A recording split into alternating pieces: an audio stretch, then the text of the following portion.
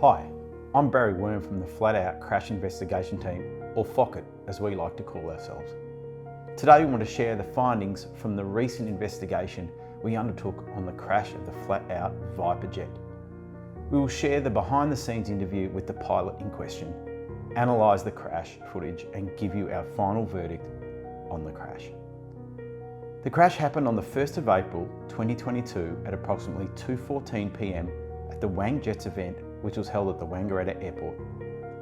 Visibility was clear with the wind coming from the southeast at around 10 knots, which represented a slight crosswind to the strip. Our investigation began by looking at the events leading up to the incident, starting with the day prior to the event. The pilot in question is a key figure in the hobby scene.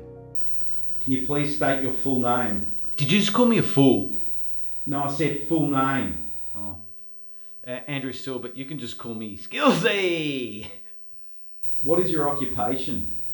I'm world #1 ranked content creator and influencer and model plane demo pilot. Mr. Skillsy had planned to shoot a video at the event, so was busy preparing all his gear in between a hectic schedule of watercraft signing sessions and genuine influencer related commitments.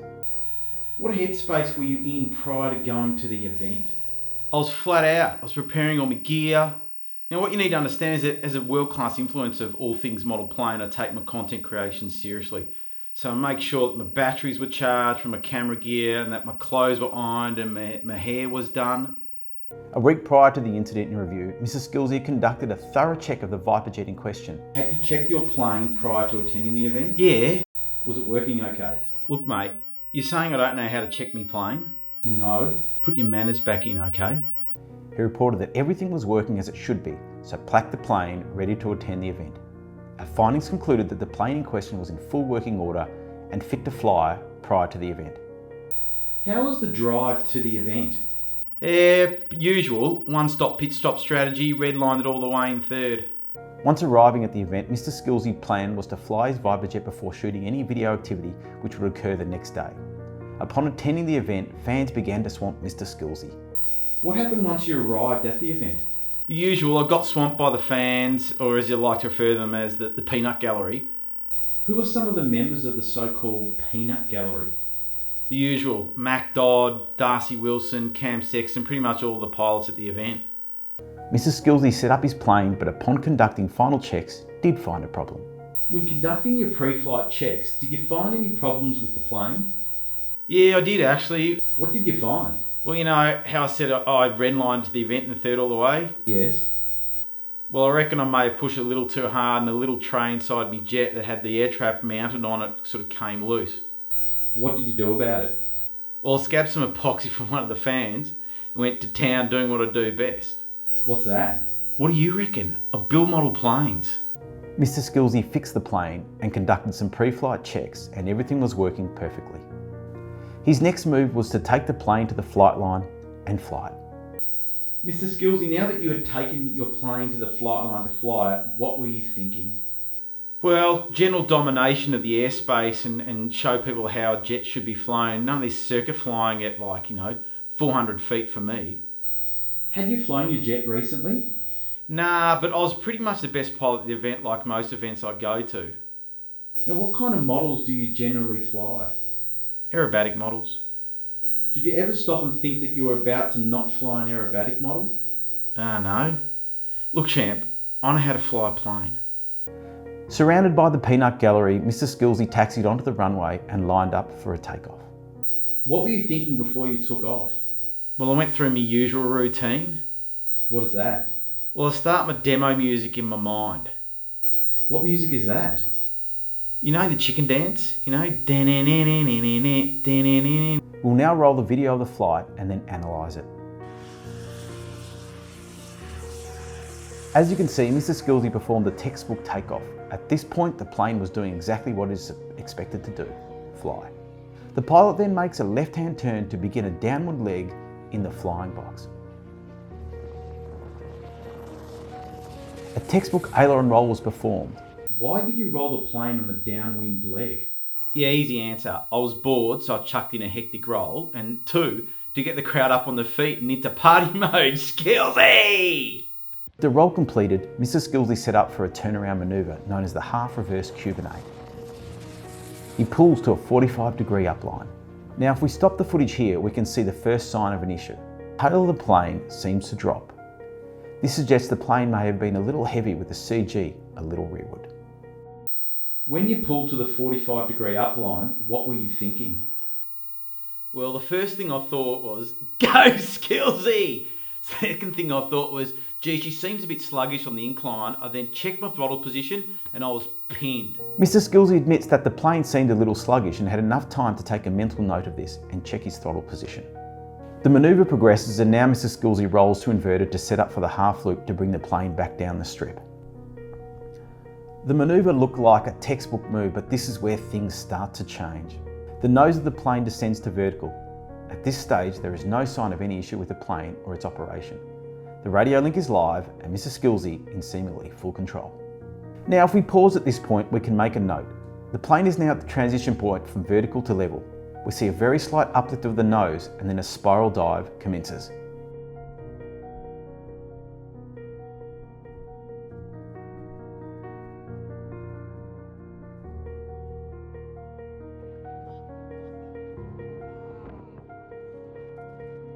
What happened when the plane snapped into the spin? We can see from the video, I lost control of the plane, you moron.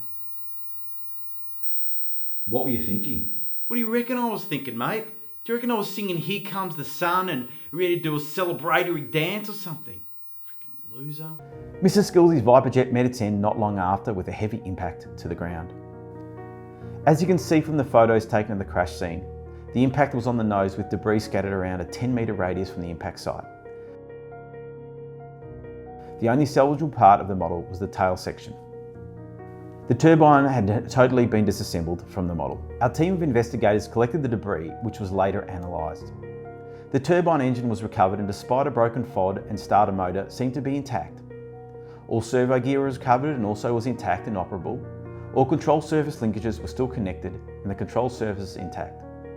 All batteries were damaged during the impact. Now we questioned Mr. Skillsy about his thoughts of why the model crashed. Now, Mr. Skillsy, why do you think the model crashed? It was a glitch. The aileron failed. The elevator failed. Wasn't me.